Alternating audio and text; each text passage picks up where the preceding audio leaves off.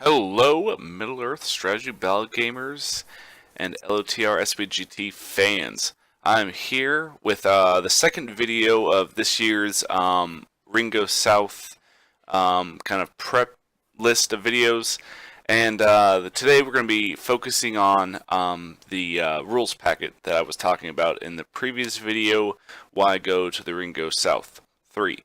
If you have not seen that video, I would recommend watching that video first. I'll add a link down in the description below. Not only does it talk about some of the key elements of the Ringo South and why the Ringo South is a little bit more expensive this year, but it also talks about some of the previous tournaments of this year, which is the Fords of Potomac 3, and it displays some of the photos for the first round of that tournament, which are great. Some great boards and terrain and armies. So, getting started off here, the Ringo South 3 is going to be on June 15th through the 16th. It's going to be both days. We're going to try to end early on the 16th, about 2 o'clock, I believe, but we'll go into that later. And it's going to be held in Concord, North Carolina, which is very close to Charlotte. And it's going to be held in a hotel, which is going to have a block of rooms available. So all you have to do is get to the hotel, stay there, and you don't have to worry about driving anywhere else except maybe some lunch or something. And that's going to be in a place where there's a lot of places nearby within walking distance. So I will. You can get access to the actual rules packet on the ASBGA. The American Strategy Game Alliance on Facebook. If you're not a member of that, just message us so we can get you hooked up. But you can get the rules packet there, and you can also find the link to the registration there as well. You can also find the link in the registration in the rules packet. So registration closes on May 19th. So if you want to go but are not sure, you have until May 19th to make up your decision. So the first part of the rules packet, the list submissions. Lists will be submitted to one of the organizers. I provided the email in the rules packet for pre-checking on June 13th. So that is the cutoff date for submitting your list. It'll be 800 points and may have no impossible alliances. The reason we did that is just to kind of promote a kind of a friendlier thing. The last few tournaments I've been to, many armies actually kind of revolve around the army bonus, and if they don't have their army bonus, then they normally are a convenient alliance. So we're just cutting out that impossible alliance to try to avoid any cheese balling. But we're still allowing convenient alliance and of course historic alliance, which to me, honestly, historic alliances seem to be the way to go if you're going to try to ally somebody in. There's a lot of variety to pick from for most armies. So scoring. A player not present at the assigned table at the start will be docked a VP. A player not present within 15 minutes will be forfeiting the game for the VPs equal to the average VPs of their other games. If a player concedes in a game already in progress, he receives 0 VPs. A player whose opponent concedes a game receives 12 VPs. So if a judge is called to a table and makes a ruling, the ruling is final, even if the judge may be wronged. And that's to avoid arguments with the judges. So it's pretty standard rules and stuff. This is stuff we used last year. None of this really even came up. But you do get 12 VPs if your opponent concedes. And you can just write conceded in the little score sheet. The house rule. So we do have one house rule, and that is siege engines must be led by a hero of fortitude in the same army section. So there's been a little, I would say, tactic going on in tournament circuits where in the rules manual, it's not very clear on a hero of fortitude in that army section. It just says a hero of fortitude can lead a siege engine. So people have been taking the siege engines with Rivendell. They've been taking siege engines with Lake Town and Mirkwood, but not Iron Hills. So we are going to rectify that and say, yeah, you have to have a hero of fortitude from that section, just to so that they have to fit those points in their army, and that gets a little bit hard.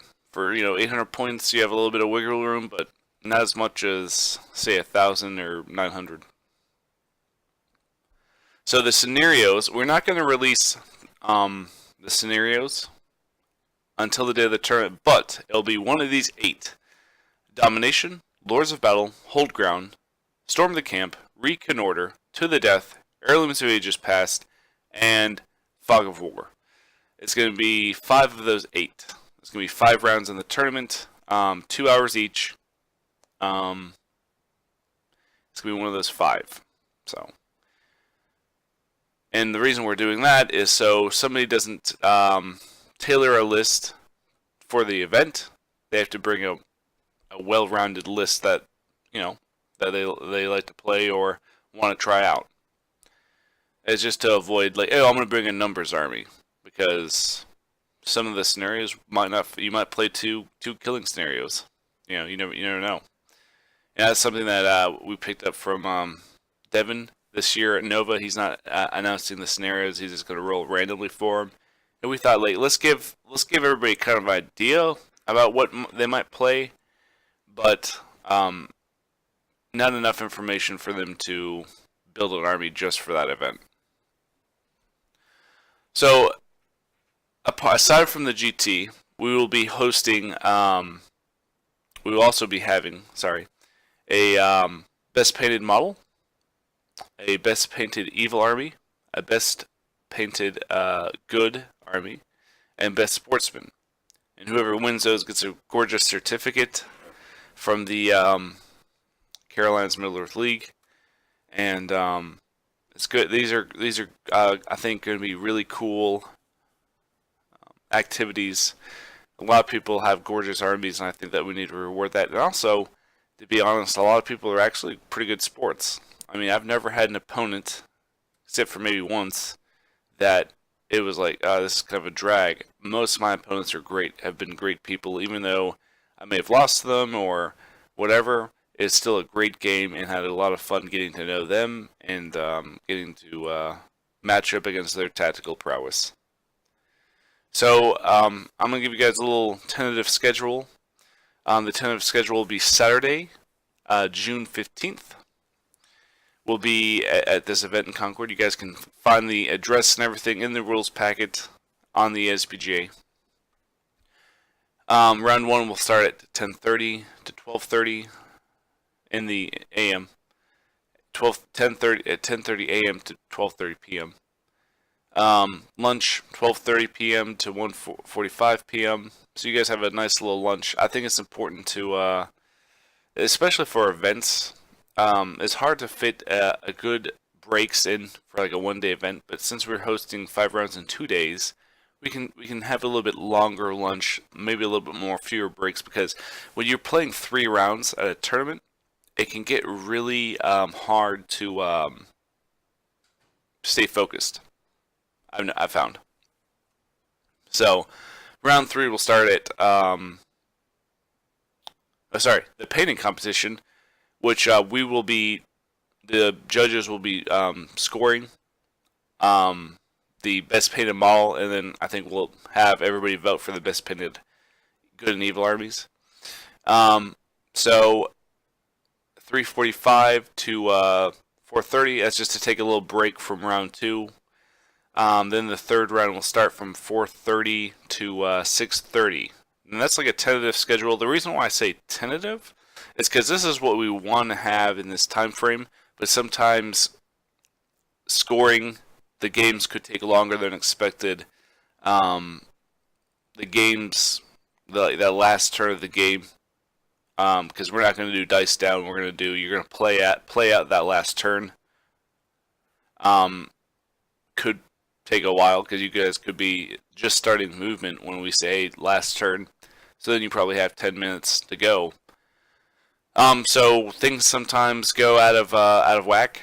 But we are starting at 10, and also we're starting at 10:30, which is a little bit earlier, but we also it's a little bit later because we want people to feel rested after they're traveling if they are traveling. Then on Sunday, we'll be having round 4 at 9 to 11. The reason we're starting so early is because we want to finish the day early. Round 5, we're not taking any breaks. It's going to be from 11:15. That gives us 15 minutes to kind of get everything together to 1:15 p.m. And then the awards will be from 1:20 to 1:35, tentatively. So we're just trying to get everybody done and out of there by 2 o'clock. So if they have a plane to catch, if they have a long drive ahead of them, they don't have to worry about it. That shouldn't be a problem. So that is a overhaul of the overview, I should say, of the rules packet. It's very simple. It's only a few pages long. Only really the core rules is 1 page long, and we're trying to keep it simple. A little side notes: if you do place in the 1st, 2nd, or 3rd Army, then you will not be eligible for your raffle ticket if you are so happen to be called. And it's just to kind of allow everybody to go home with something. So. Alright guys, well please like, share, subscribe below, enjoy the rest of the photos, and enjoy your Middle-earth adventures.